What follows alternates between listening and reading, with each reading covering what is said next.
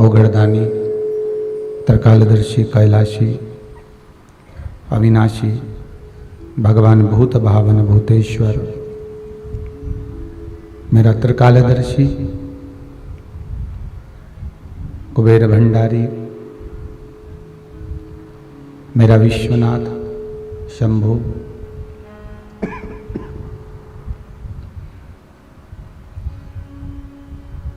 बाबा विश्वनाथ की कृपा से कुबेरेश्वर महादेव के इस पावन प्रांगण में ओगड़दानी, त्रिकालदर्शी, कैलाशी, भगवान शंकर, विश्वनाथ की शिव महापुराण की कथा श्रवण करने का सौभाग्य अपन सभी को प्राप्त हुआ है। बाबा भूत भावन भूतेश्वर मेरे शंकर, कैलाशी, अविनाशी, भगवान कुबेर भंडारी,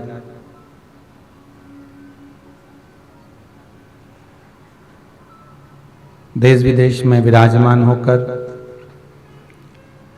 टीवी चैनल के माध्यम से निरंतर शिव महापुराण की कथा श्रवण करने का सौभाग्य अपन सभी को प्राप्त हुआ।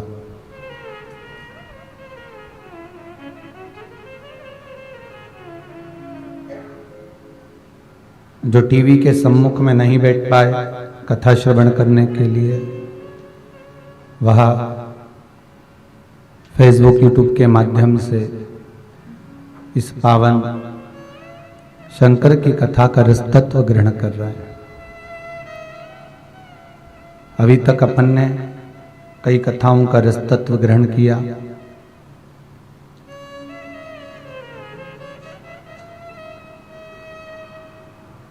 जिसमें यजमान तो आना नहीं हुआ, पर 3 कथा ऐसी रहीं जिसमें ऑनलाइन कथा में यजमान पधारे, और चौथे नंबर के हमारे फरीदाबाद से, हरियाणा से श्री प्रवीण जी पारासर, श्रीमती हेमलता जी पारासर मुख्य यजमान के रूप में कथा का रसतत्व ग्रहण कराने के लिए अपने बीच में इस कुबेरेश्वर महादेव की धरा पर पधारे।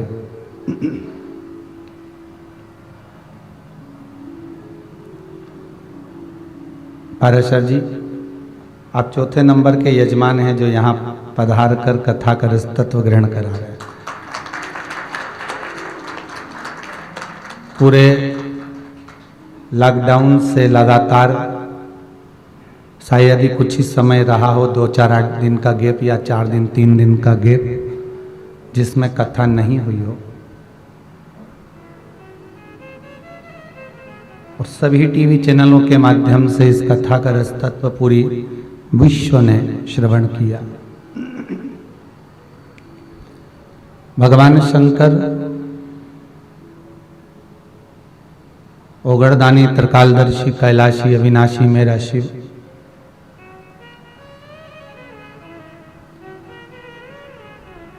जिसकी महापुराण हम श्रवण करने के लिए बैठे हैं, जिसमें 24,000 श्लोक हैं,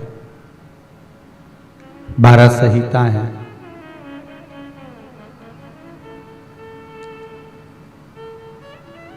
और इन 24,000 श्लोक के 12 संहिताओं के एक शब्द को भी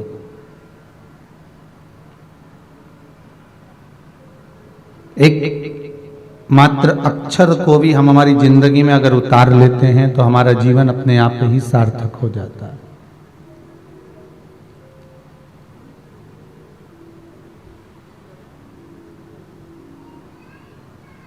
और एक नहीं, अनेकों भाई शिव भक्त भगवान शंकर की कथा को अपने हृदय में उतारे, और इस कथा के शंकर की पूजन के जो विधान है, शिव महापुराण के जो उपाय हैं या शंकर भगवान के चरणारविंद का जो रज तत्व है उसको ग्रहण किया। और ग्रहण करना केवल साधारणता ग्रहण करना नहीं होता कि ये कान से सुना, ये कान से निकाल दिया, बचा कुचा था कपड़े में से झटकार दिया। घर गए तो लोगों ने पूछा कहाँ गए थे, तो क्या शिव महापुराण में गए थे, क्या लेकर आए, सब वहीं छोड़ आए।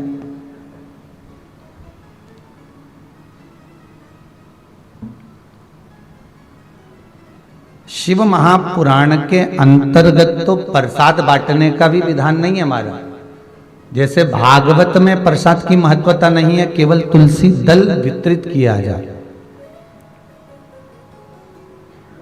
भागवत में कहीं नहीं लिखा साहब, हाँ सत्यनारायण जी की कथा में जरूर लिखा है कि प्रसाद का महत्व है, पर भागवत पुराण में कहीं ये नहीं लिखा गया कि आप प्रसाद बांटो, इतना बांटो या ज्यादा बांटो या कम बांटो, कहीं नहीं लिखा। पूरे 18,000 श्लोक देख लीजिए, 7,39,00,000 शब्द देख लीजिए, 335 अध्याय श्रीमद् भागवत के देख लीजिए।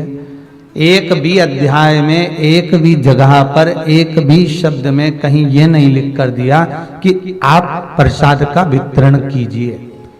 वेद व्यास जी ने शिव महापुराण में भी ये लिखा कि प्रसाद कहीं वितरण का महत्व, यहाँ इसका महत्व यहाँ वर्णित नहीं करा, यहाँ एक ही चीज कही कि बेलपत्र दिया जाए। और श्रीमद् भागवत में कहा गया कि सारे प्रसाद से जो बड़ा है, सारे प्रसाद से जो मूल है वो तुलसी का दल है। तो भागवत का अगर कोई प्रसाद है तो वो तुलसी का दल है, और शिव महापुराण का अगर कोई प्रसाद है तो वो बेल पत्र है। इससे पूर्व में पाराशर जी आपने कथा सुनी होगी कि बेलपत्र कथा चल रही थी, शिव महापुराण बेलपत्र। अभी जो कथा चालू हो रही है ये भीमाशंकर शिव महापुराण।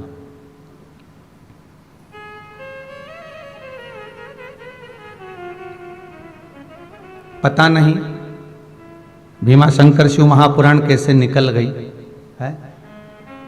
कई लोग कहे गुरुजी आपको पहली कथा से चालू करना था सोमनाथ जी से, और आप सीधे भीमाशंकर छठे पे पहुंच गए। तो हमको ऐसा लगा हो सकता है कि जजमान के कोई परिवार वाले या यजमान ही कहीं के 6 ज्योतिर्लिंग पहले से करके बैठे होंगे, इसलिए डायरेक्ट भीमाशंकर पहुंच गए होंगे।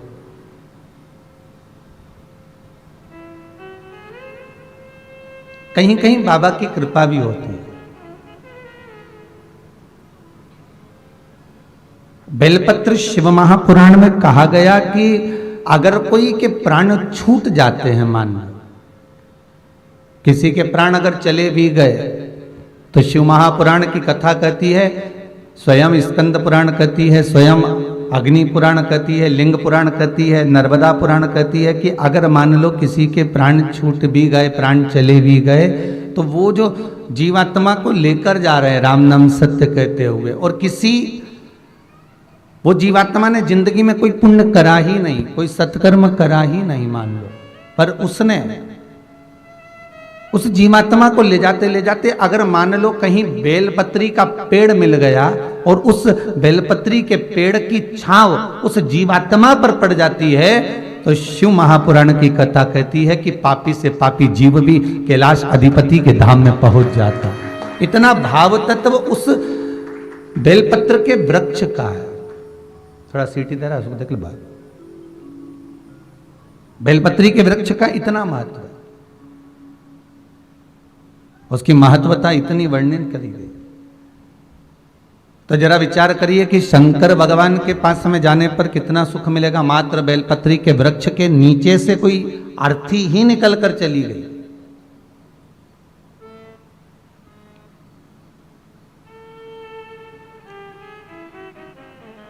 उसका पुण्य कितना प्रबल है।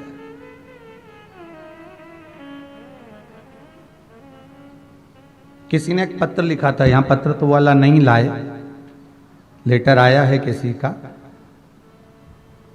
भूसावल से उन्होंने किसी ने लिखा है, कोई विमल जी सोलंकी है, उन्होंने एक पत्र लिखा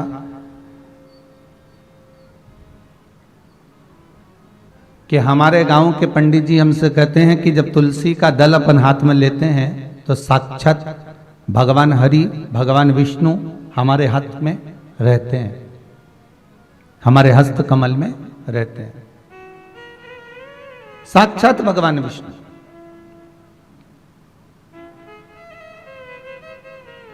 तो क्या शिव महापुराण के अंतर्गत ऐसा कोई वर्णन कहीं मिलता है कि बेलपत्र लेने पर साक्षात हरि हमारे हाथ में रहते हो?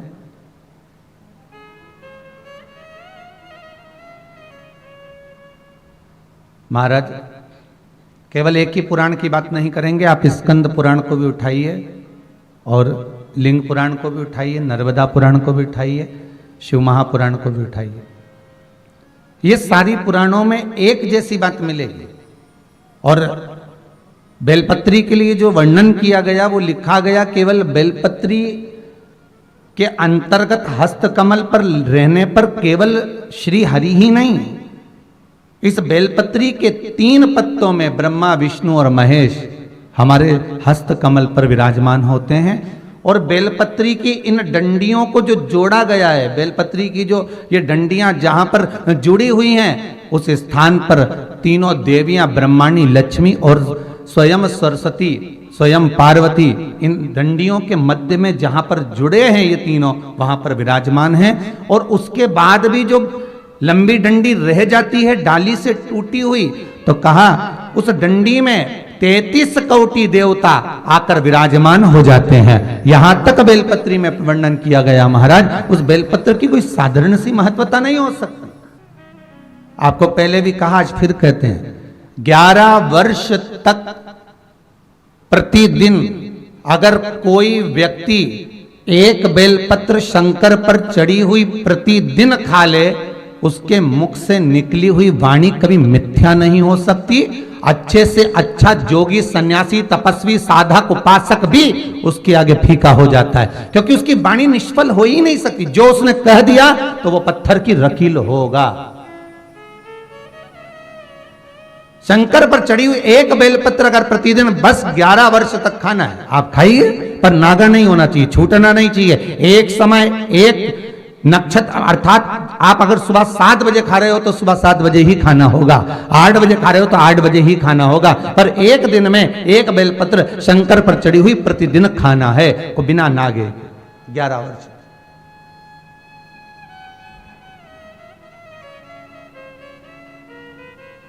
हम क्यों भटके साहब?